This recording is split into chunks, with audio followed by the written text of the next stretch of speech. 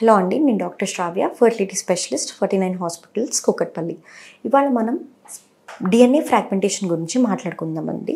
మేల్స్లో మనం semen analysis కాకుండా ఒక advance test, DNA fragmentation index test అని కూడా మనము అడగడం జరుగుతుంది. అసలు ఈ డిఎన్ఏ ఫ్రాగ్మెంటేషన్ అంటే ఏంటి, ఇది ఎందుకు చేస్తారు? సో డిఎన్ఏ ఫ్రాగ్మెంటేషన్ అసలు మామూలుగా స్పర్మ్లో మనకి జెనెటిక్ మెటీరియల్ ఉంటుంది కదండి, అదే డిఎన్ఏ అంటాం కదా. ఆ డిఎన్ఏ స్పర్మ్లో చాలామంది డ్యామేజ్ అనేది ఏర్పడుతుంది అండి. స్పర్మ్ ప్రొడక్షన్లోనే ఉంటుంది.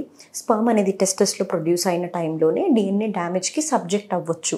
సో ఏ కారణాల వల్ల డిఎన్ఏ డ్యామేజ్ ఉండొచ్చు అంటే, మేల్ ఏజ్ పరంగా ఉండొచ్చు, లేకపోతే స్ట్రెస్ వల్ల ఉండొచ్చు, స్మోకింగ్, బిఎంఐ అంటే వాళ్ళ వెయిట్ బట్టి కూడా ఆధారపడవచ్చు, అండ్ ఆల్కహాల్, ఇవన్నీ కారణాల వల్ల డిఎన్ఏ డ్యామేజ్ అనేది ఎక్కువ ఉండొచ్చు.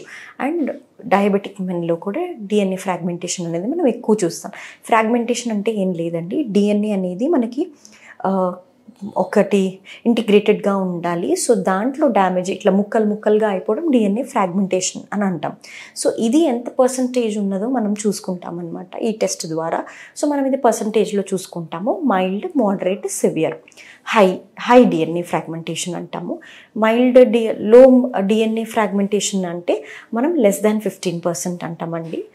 నార్మల్ అంటే 15 to 30%, and more than 30% DNA fragmentation ఉంది అంటే డిఎన్ఏ డ్యామేజ్ అనేది చాలా ఎక్కువ జరుగుతున్నట్టు. సో అలాంటి వాళ్ళకి మనము ఫ్రీక్వెంట్ ఇజాక్యులేషన్ అనేది సజెస్ట్ చేస్తాం, యాంటీ ఆక్సిడెంట్స్ అనేది సప్లిమెంట్ చేస్తాం, విటమిన్ సి అనేది ఇస్తాం. అండ్ ఏ కారణం చేత డిఎన్ఏ డ్యామేజ్ అనేది ఎక్కువ ఉందో చూస్తామండి. స్మోకింగ్ ఇలాంటివి ఏమన్నా ఉంటే అవాయిడ్ చేయమని చెప్తాము. వెయిట్ లాస్ అవ్వమని చెప్తాము. హెల్దీ డైట్ తీసుకోమని చెప్తాము.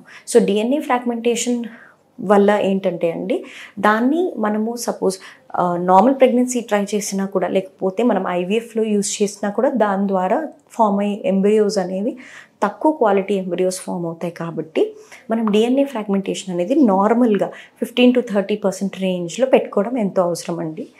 Thank you.